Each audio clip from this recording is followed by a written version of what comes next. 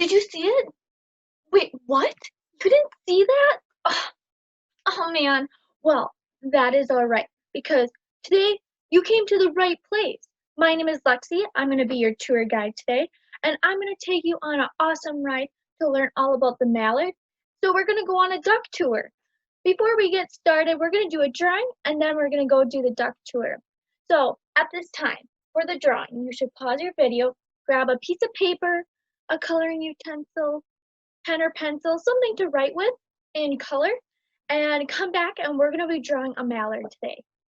Back everyone, I hope you have a piece of paper, a writing utensil like a pen or a pencil, and if you want you can color as well. So you can have some crayons, markers, anything you want. Today we're going to be drawing a mallard because that's the whole topic. We're going to be learning all about that before we go on our duck tour. If you don't know what a mallard is, I'll show you a picture. This is a drake, a male mallard type. So a mallard is a type of duck. And that's what we're going to be drawing. We're going to draw the drake. So that is the male duck. All right. So what we're going to start with, what you can do is you can follow along. We're going to start with the body of the duck. And that is a large oval in the center of the piece of paper.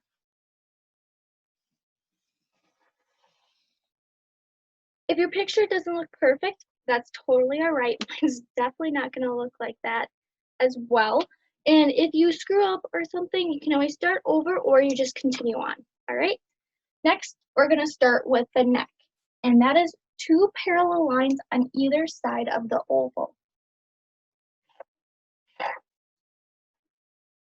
Then we're going to draw the head, and that's going to be a small oval.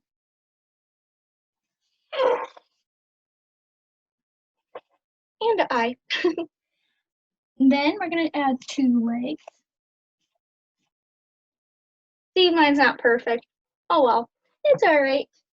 Then we're going to start with the head. So what we can tell by the picture is that it has a bill, and that is the beak. This is important because the bill is what helps them catch their prey. The duck, the mallard, is known to be in water, and the bill is helpful for catching their prey. And what they eat is bugs, so insects. They'll eat plants that are from the water, so aquatic plants. So they eat both meat and insects. Do you know a term that goes along with that? Not, they're omnivorous. Now we're going to draw the beak. And a little nostril.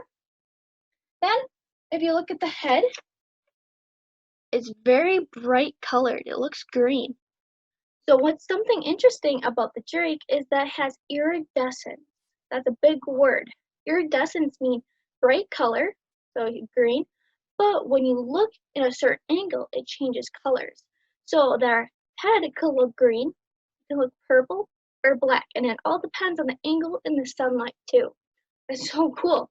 So in this picture, you can color the beak orangish yellow, and then the head you can color it black, purple, or green, or you can put all 3 because you know what, that's what it kind of looks like. So at the time you can pause it, you can color it, because I'm not going to color, but you can do that right at home because we're learning about the characteristics, what makes up the drake. Next is we're going to create the wing. All right, here we can look at it. So the wing has many different colors.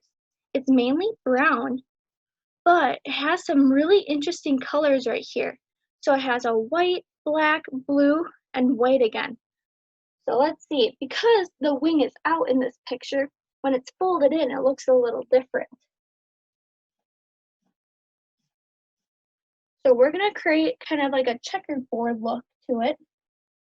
And you can color white, black, and blue in these little areas. So remember, this is the color in the wing. And actually, the female has the same look too. It has the same color cord of the whole wing. Now we're going to start with the tail. All right, and the tail is a blackish brown color, but something interesting about that is it has two curled little feathers. So we're going to go like this. And that's how you can just figure out what the duck is, by this interesting curled feathers. Next, we're going to go to the legs. You can't see their feet here, but their feet are webbed. Why do you think webbed feet are important? Can pause it, can think about that question. Why do you think webbed feet are important? Well, they are a water type animal. They're known to be in the water swimming, and web feet are helpful for swimming really fast and just moving when in water. So it's similar to flippers. When you swim without flippers, we're a little slower, but when we have flippers, they are like web feet and we can swim really quick. So what we're going to do is, the web feet might look interesting. I'm not a very good drawer, but do the best as you can.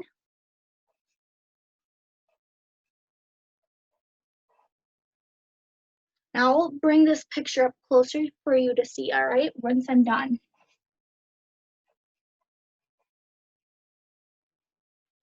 All right, let me bring it up closer. All right, this is the web feet.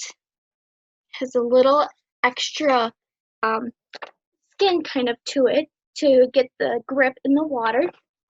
So what you can do for coloring is color the beak yellowish orange. Then you can color the head. Remember, they're iridescent, so you can color it purple, green, or black. The body could be like a brownish black. And then the wing, if you see, it's a checkerboard, so the center part could be a blue, white, and black. So you can kind of do a color formation there, because that's the distinct colors of the mallard. So at this time, you can pause your video. You can pause right here to look at this, so we know what the mallard looks like. Now that we know what the mallard looks like, we're going to start going on the tour. So are you ready? Are you ready? Are you sure? Okay, let's get going. Today we should be seeing a variety of animals, and hopefully we see mallards. On our ride, please stay seated and keep your heads, arms, and bodies in the boat. Please enjoy the ride.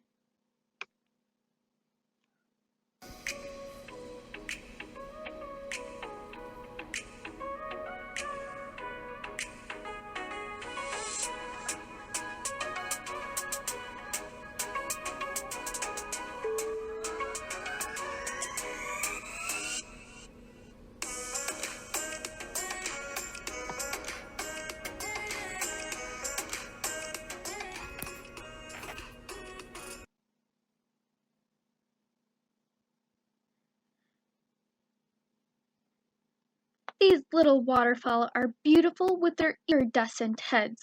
Who can remind me what iridescent mean? That's right, bright colors that change in different angles. So the mallard is commonly found in wetlands or areas with bodies of water. The bird has two homes, one in the north and second in the south. What is the term of this? The term is migration. Why do you think migration is important? Migration means the seasonal movement due to limitations in resources. Resources would be food, water, and shelter. You can see this is a range map for the mallard duck. There's a lot of research on this for knowing where they travel to. So they get little wristbands and we are able to know where their flight paths, so where they travel. So each red dot counts as a mallard.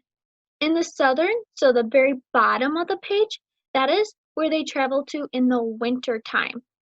Then in the spring, summertime, they travel up north. So that's the northern United States and all the way up into Canada. So they travel really far distances. Mallards can travel up to 700 to 800 miles. That's very far for a mallard and for a small bird. So it's really impressive that they can do that. So, where do they travel to? What direction do they travel to in the summertime? Spring, summertime. Where do they travel to in the south? So, north is summer, spring, summertime, and the south is wintertime. So now you know where mallards travel. Welcome everyone. We are currently traveling in a wetland. This is where mallards are located. They love bodies of water because that's where the female will put her nest. If we're lucky today, we might see some courtship dancing. You might question, what is that? Well, courtship dancing is when the male and the female, so the hen and the drake, do a certain type of dance to try to become partners. Once they become partners, the female will lay eggs. That is during the springtime. One interesting thing about the mallard duck is that the male doesn't stay around. The hen is the one that takes care of all the babies. So what she does is she'll create a nest on the edge of the water. She'll create the twigs and grass, and she'll lay about 5 or so eggs. And she can lay up a lot more too. She'll lay on them for about 30 days, and once they hatch, the chicks can actually be in water right away. So let's say a songbird, so like a robin. When the babies hatch out of their egg, they have to stay in the nest for a while because they need to get stronger, they need to eat and gain strength. Well, with the mallard duck, this is something really interesting. Make sure you listen. So, mallard ducks, their ducklings, are able to eat, walk, and swim within 24 hours after hatching. Not even, they can actually do that a lot earlier, which is really impressive for such a small little duckling. Oh my goodness, look over there, everyone! Get your binoculars out! I see a hen and a drake. They're doing their courtship dancing. Oh wow, look at all those birds pumping their head. That's how their courtship looks like. They pump their head and then they lift their tail. The male and the female do that. As you can see, the brown duck is the female, which is another term is a hen. Ladies and gentlemen, we are currently getting toward the end of our tour. I'm really happy that you're here and learned all about the mallard duck, the drake, and the hen, and the ducklings. Well, before we get to the end, all our guests need to create 2 sentences or more out of the words out in the wetland. Wait, you don't see the wetland yet? Oh, okay, we need to create some binoculars.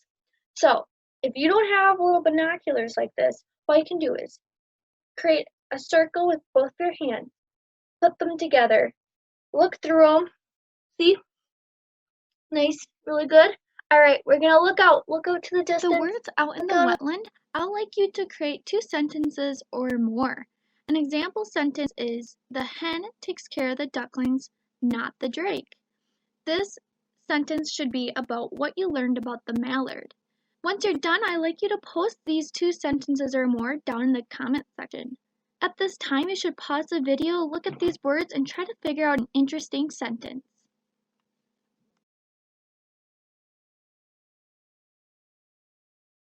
Thank you everyone for coming on this duck tour. I hope you learned all about the mallard duck. Courtship dancing is what it eats, where it lives, all about the mallard, and I hope you can remember what it looks like because of your drawing, all the characteristics that you know what it looks like. I hope that you continue exploring and learning more about this majestic animal.